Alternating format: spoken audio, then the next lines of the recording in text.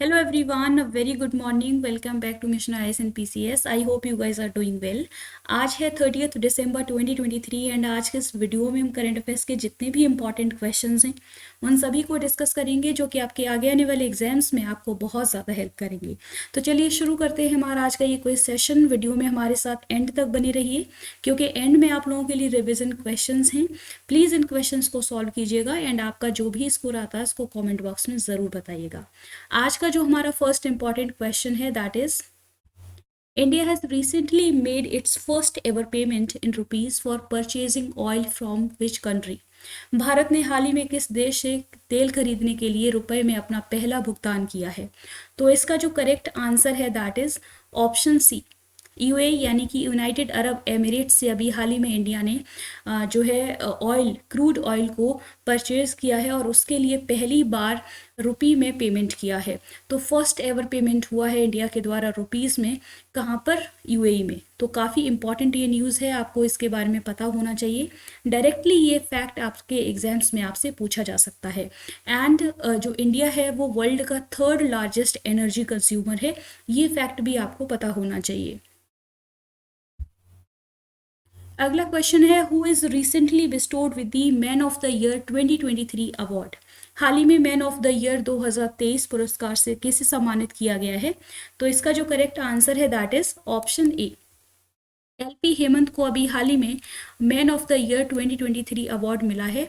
काफ़ी इंपॉर्टेंट ये अवार्ड है, आपको इसके बारे में पता होना चाहिए। एलपी हेमंत के श्रीनिवासलू जो हैं वो अभी हाल ही में Latin America and Caribbean trade council के डायरेक्टर भी बने और इनको अभी man of the year 2023 award से भी नवाजा गया है। काफ़ी इंपॉर्टेंट अवार्ड है ये। किसके द्वारा ये अवार्ड दिया गया है? तो इंडिया के जो होम मिनिस्टर हैं अमित शाह जी, उनके द्वारा इस अवार्ड को प्रेजेंट किया गया है। और किस लिए ये अवार्ड दिया गया है? बेसिकली इनका जो trade diplomacy and global economic relations में जो इनका कंट्रीब्यूशन रहा, इसके लिए इनको ये अवार्ड दिया गया है। काफ़ी इंपॉर्टेंट अवार्ड है। क्या नाम है इनका? एलपी हेमंत के श्रीनिवास।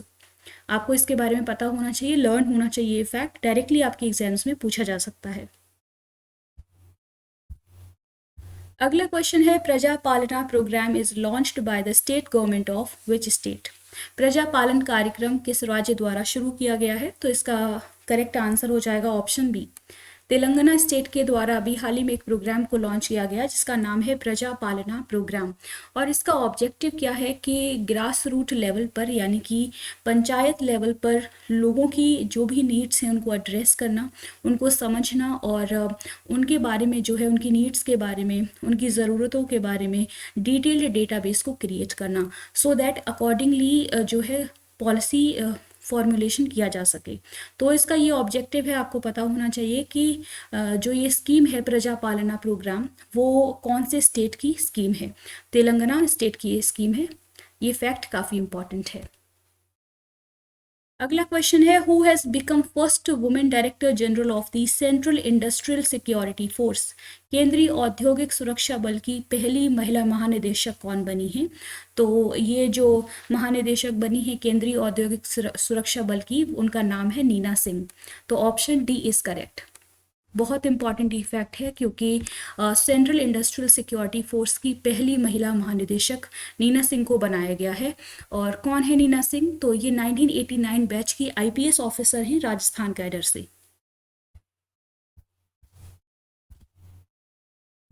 अगला क्वेश्चन है which state UT has recently approved the amendment of its Panchayati Raj act 1989 to incorporate OBC reservation.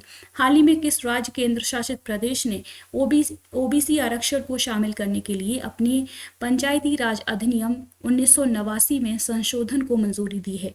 तो इसका जो करेक्ट आंसर है दैट इज ऑप्शन सी। अभी हाल ही में जम्मू कश्मीर के द्वारा यहाँ पर जो एक एक्ट है जिसका नाम है पंचायती राज एक्ट 1989, उसमें अमेंडमेंट को अप्रूवल दे दिया गया है यहाँ की गवर्नमेंट के द्वारा, क्योंकि इसका ऑब्जेक्टिव ये है कि ओबीसी रिजर्वेशन को शामिल किया जाए जो लोकल लेवल में यानी कि पंचायत जो व्यवस्था है उसमें। तो काफ़ी इम्पॉर्टेंट है, ये आपको पता होना चाहिए। अगला क्वेश्चन है, according to the data of health ministry what percentage of Ayushman cards created are attributed to women. स्वास्थ्य मंत्रालय के आंकड़ों के अनुसार बनाए गए आयुष्मान कार्डों में से कितने प्रतिशत कार्ड महिलाओं के हैं। तो इसका आंसर है ऑप्शन ए, यानी कि 49% जो आयुष्मान कार्ड्स हैं वो महिलाओं के लिए जो है इशू किए गए हैं, रिलीज़ किए गए हैं। और ऐसा माना जा रहा है, ये जो डेटा भी रिलीज़ हुआ है हेल्थ मिनिस्ट्री का, उसके अकॉर्डिंगली कि इस स्कीम की सक्सेस में जो बहुत बड़ा कंट्रीब्यूशन है वो महिलाओं का है, क्योंकि उनकी हेल्थ केयर को इम्प्रूव करने के लिए 49% आयुष्मान कार्ड्स को रिलीज़ किया गया है। बहुत इंपॉर्टेंट है, डिस्ट्रीब्यूट किए गए हैं कार्ड्स। तो क्या है ये आयुष्मान भारत प्राइम मिनिस्टर जन आरोग्य योजना।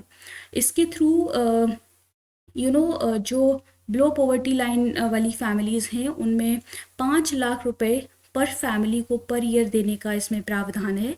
और किसके लिए, secondary and tertiary care hospitalization के लिए। तो ये डेटा है, आपको इसके बारे में एक आइडिया होना चाहिए।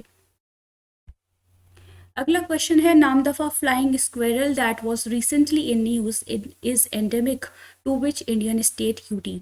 नामदफा उड़न गिलहरी जो हाल ही में खबरों में थी, किस भारतीय राज्य केंद्र शासित प्रदेश की स्थानिक प्रजाति है।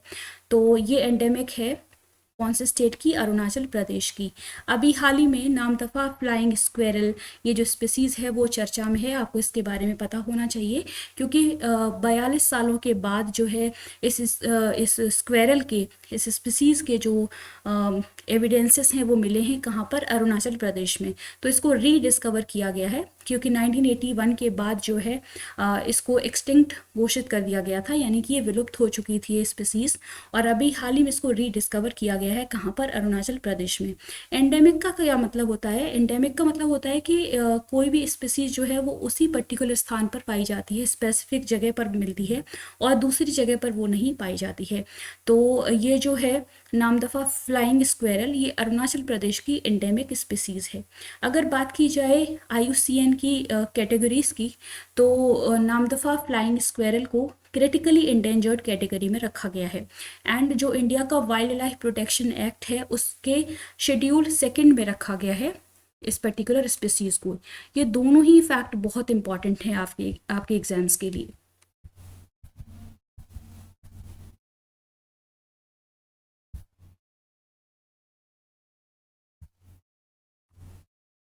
अगला क्वेश्चन है, church of epiphany that has recently secured prestigious UNESCO Asia Pacific award for cultural heritage conservation is located in which state.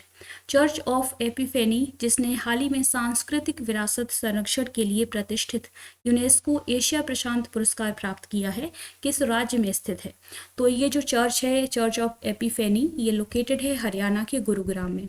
बहुत इंपॉर्टेंट है ये, क्योंकि अभी हाल ही में एक अवार्ड दिया गया है किसके द्वारा, यूनेस्को के द्वारा, और जिसका नाम है यूनेस्को एशिया पैसिफिक अवार्ड्स। किस लिए दिया गया है, कल्चरल हेरिटेज कंजर्वेशन के लिए, यानी कि जो सांस्कृतिक विरासत है उसको संरक्षण प्रदान करने के लिए चर्च ऑफ एपिफेनी को ये अवार्ड दिया गया है। बेसिकली 3 जगह हैं, 3 साइट्स हैं जिनको ये अवार्ड मिला है। पंजाब एंड हरियाणा में ही तीनों प्लेसेस, उनके नाम हैं रामबाग गेट, रामपाट्स इन अमृतसर, पीपल हवेली गुरदासपुर में है, एंड चर्च ऑफ एपिफेनी जो कि गुरुग्राम में है। तीनों ही साइट्स बहुत इंपॉर्टेंट हैं जिनको अभी ये अवार्ड दिया गया है यूनेस्को के द्वारा सांस्कृतिक विरासत को संरक्षण प्रदान करने के लिए। अगला क्वेश्चन है, as per the India skills report 2024 which state is the most preferred state to work.